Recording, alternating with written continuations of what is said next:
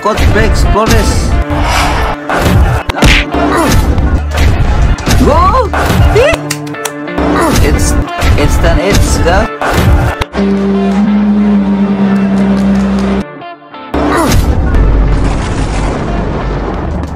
Hindi pa nagwawakas mga bro ang sagupaan ng Pilipinas versus Japan dito sa mababang timbang na kung saan umpisa na gustong makabawi ng mga Hapon sa ating mga Pinoy champions. Na kung saan mga bro, ngayong August 24 ay maghaharap ang Hapon na dating WBC champion na si Yudai Shigeoka na may kartadang 8 wins, 1 loss at 5 knockouts kontra sa Pinoy na si Samuel Salva na may kartadang 20 wins, 1 loss at 30 knockouts, nagaganapin sa Yamato Arena sa Japan. Ngayon lang March 31, 2024 mga bro, dalawang beses pinabagsak ng Pinoy na si Melvin Jerusalem, ang champion na si Yudai Shigeoka, at tinalo sa split decision at binawi ng Pinoy ang WBC minimum weight title nito. Sunod naman ngayong July 28, 2024 mga bro, tinalo ni Pedro Taduran via TKO sa round 9 ang kapatid ni Yudai, ang IBF champion na si Genjiro Shigeoka, at binawi ang IBF minimum weight title nito sa laban na naganap sa Japan mismo sa harap ni Naoya Inoue. Kaya dahil dito mga bro, gigil talagang makabawi itong mga Hapon sa ating mga Pinoy na kung saan sa pagbabalik aksyon ni Yudai Shigeoka, makakatapat nito ang ating pambato na binansagang silent assassin na si Samuel Salva. Dadayo ang ating pambatong si Salva mga bro upang harapin ang dating hari ng dibisyon na si Shigeoka na gustong bumawi sa pagkabugbog ng kanyang kapatid na si Genjiro sa kamay ng Pinoy na si Taduran, na kung saan mga bro naisugod kaagad ito sa ospital dahil sa tindi ng mga tama mula sa ating pambato, lalo't na't sa Pinoy na umagaw sa kanyang belt na si Melvin Jerusalem.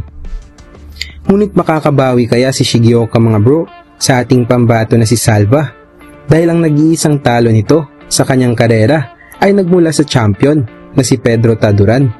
Bago maganap ang laban ni Salva mga bro kontra kay Shigeoka, ating munang balikan kung paano tinalo ni Jerusalem itong si Yudai Shigeoka sa harap mismo ni Naoya Inoue.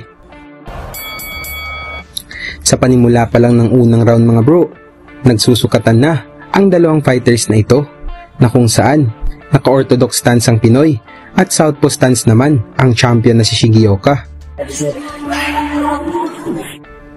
Ang paboritong body shot na ginawa ng mga Hapon mga bro ay binalik ni Jerusalem na kung saan nasaktan si Shigeoka nang tinamaan sa bodega.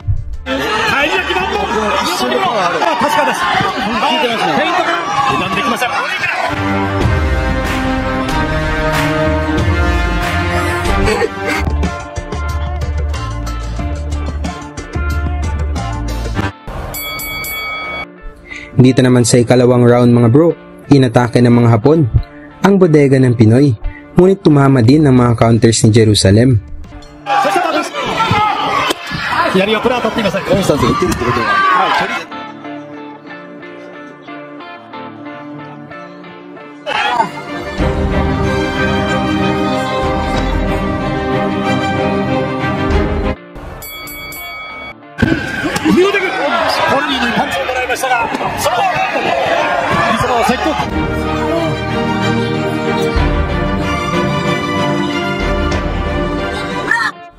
Mula sa solidong kanan ng Jerusalem mga bro, bagsak si Shigeoka, ngunit nakatayo pa rin ito at lumaban.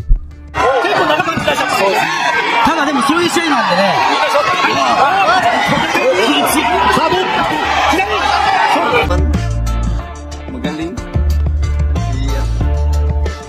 Oh, ayos yung kuwan.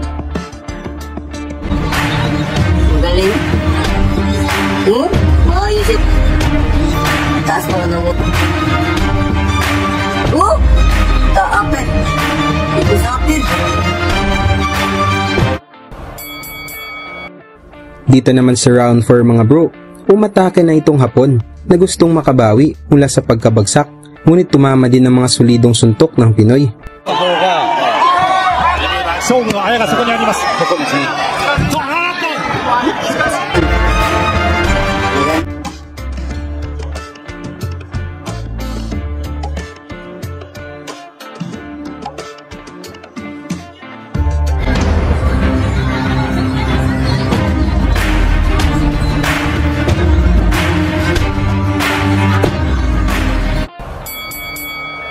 Sa pagpasok ng round 5 mga bro, lamang sa punto si Jerusalem dahil napabagsak nito ang Hapon sa round 2. Scorecard ni.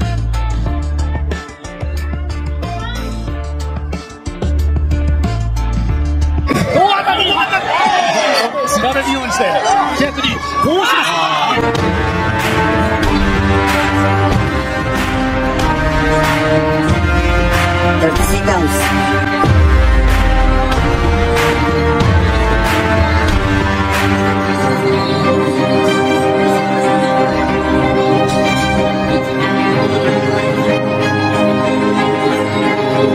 Saan yung marunong mag-jump?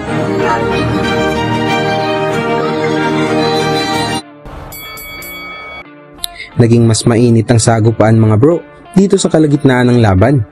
Wala pa ring bumagal sa dalawang fighters.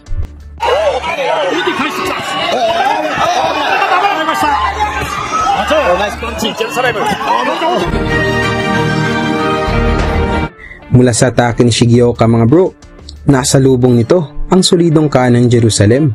Bagsak ang Hapon sa pangalawang pagkakataon.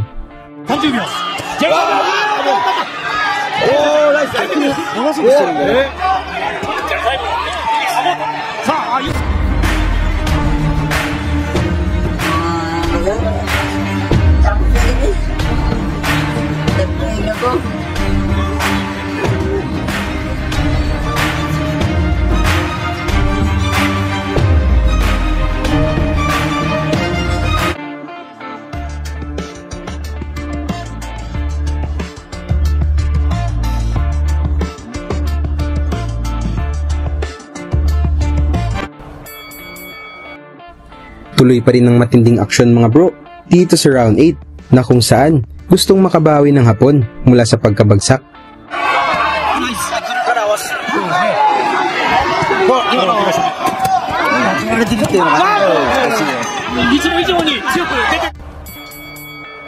Dito naman sa round 10 mga bro, tumamang solidong bomba ni Shigioka, ngunit nagpakita din ng tibay ang Pinoy na si Jerusalem.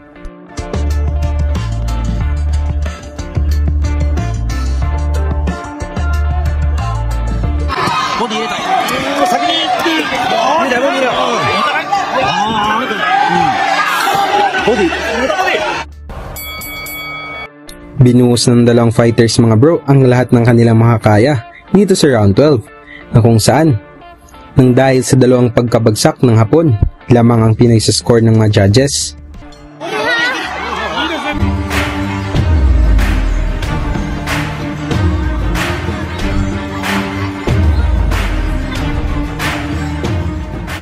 Dito sa kalagitnaan ng final round mga bro, gusto nang pabagsakin ni Shigioka ang Pinoy dahil dehado na ito sa scorecards.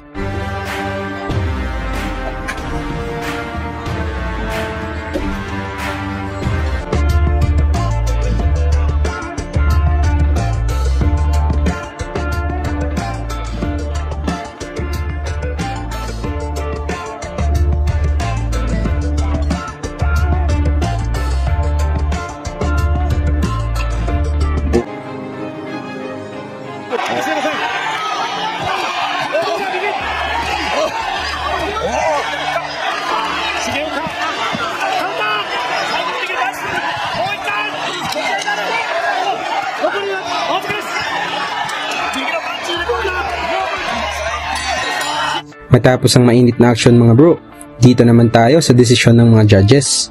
Nakamit ni Jerusalem ang split decision win at naging WBC minimum weight champion. Suportahan na lang natin si Samuel Salva mga bro sa kanyang laban kontra kay Yudai Shigioka ngayong August 24, 2024 nagaganapin mismo sa Japan. Salamat sa inyong suporta mga bro at sa susunod nating mga videos. Lagi niyong sundan, huwag magpapahuli. Pag-usapan ni bakbakan, balita niya at laban. Mga Pinoy na di nagpapagapi. Salamat sa mga suporta na lagi nandyan.